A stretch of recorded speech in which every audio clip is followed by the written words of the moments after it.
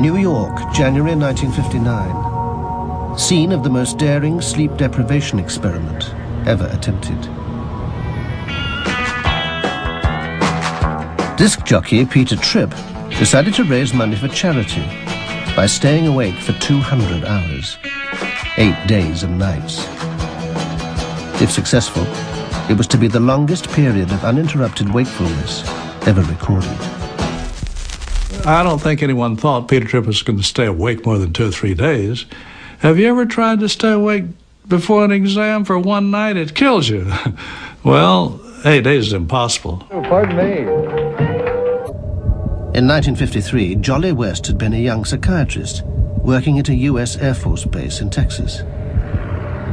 He treated a group of American pilots who'd been captured by Chinese communists in the Korean War. The Chinese had tortured the prisoners by preventing them from sleeping. I felt that some of the Air Force POWs had not recovered their former personality function after they returned. They told me that they weren't themselves.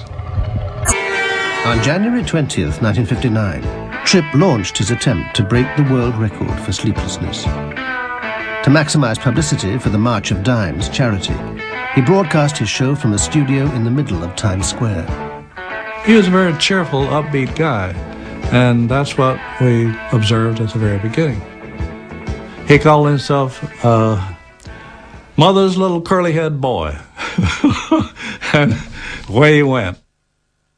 He would spin his records not 4 hours a day, but 24 hours a day, and he would chatter and answer his phone calls and do the whole disc jockey's shtick. While New Yorkers listened in their millions, the doctors kept Tripp under constant observation. As the hours mounted, it became harder for them to keep him awake.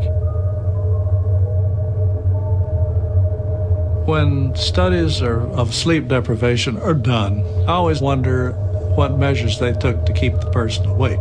Because when we studied Peter Tripp, that was our objective, to make absolutely certain that he stayed awake, and we did. I had the graveyard shift. From midnight till 8 o'clock in the morning, I had my eyes focused on that guy, because after 2 or 3 days, you can imagine he wanted to play games, you know. He'd want me to look out the window at something. Well, he'd catnap a few seconds. We never did do that. We wouldn't let him do this. He would say, now I'll just go to the bathroom a few minutes, and it'll be on. We said, oh, we're going to go to the bathroom with you. Oh, he was mad and incensed, but finally we said, look, if you got the bathroom to sit down, you're going to go to sleep, don't you know? The whole experiment's over. Oh, he said, okay. So as inconvenient and as awkward as it was, we were with this man constantly. By the 3rd day, Tripp's behavior had begun to change. He was abusing everyone around him, even his barber, who he'd known for years. Peter began cursing the barber, really being terrible to him and insulting him, and the barber cried. He didn't understand this. He began crying when Peter cursed him. His mean body temperature progressively declined over this period of time, and the lower it went, the crazier he got. Tripp had begun to see things that weren't there. He mistook one of the doctors for an undertaker who'd come to bury him. He ran into the street, terrified. At first, the medical team were puzzled by the hallucinations, but then they made a surprising discovery.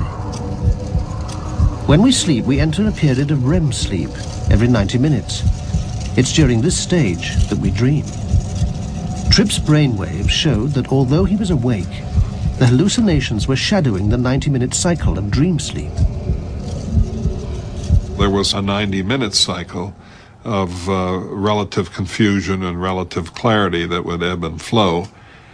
During the time that he would, if he were sleeping, have had REM sleep, those were the times he was most likely to hallucinate.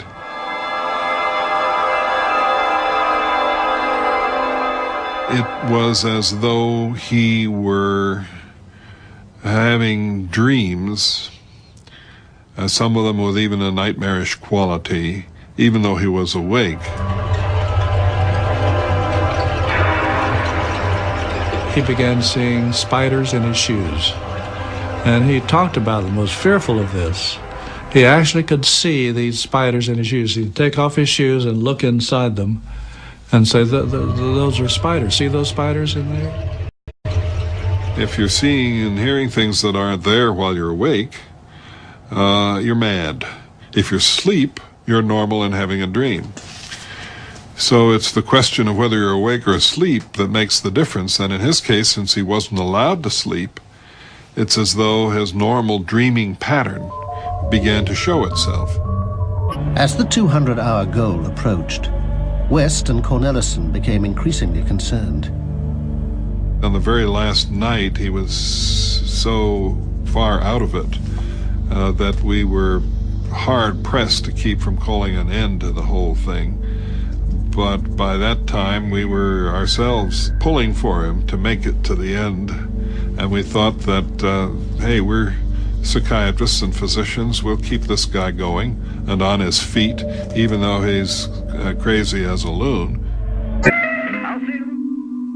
After staying awake for 201 hours, Tripp finally went to bed and slept for 24. When he awoke, the delusions had gone.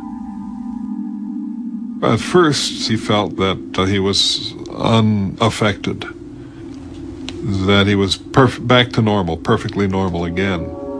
But his wife didn't think so. And in fact, their marriage started to go bad after that, and they ended up getting divorced. The man I saw the first morning that he began this, when he was waving at everybody through the glass windows and smiling and laughing and joking with us, after the 200 hours had become a changed individual.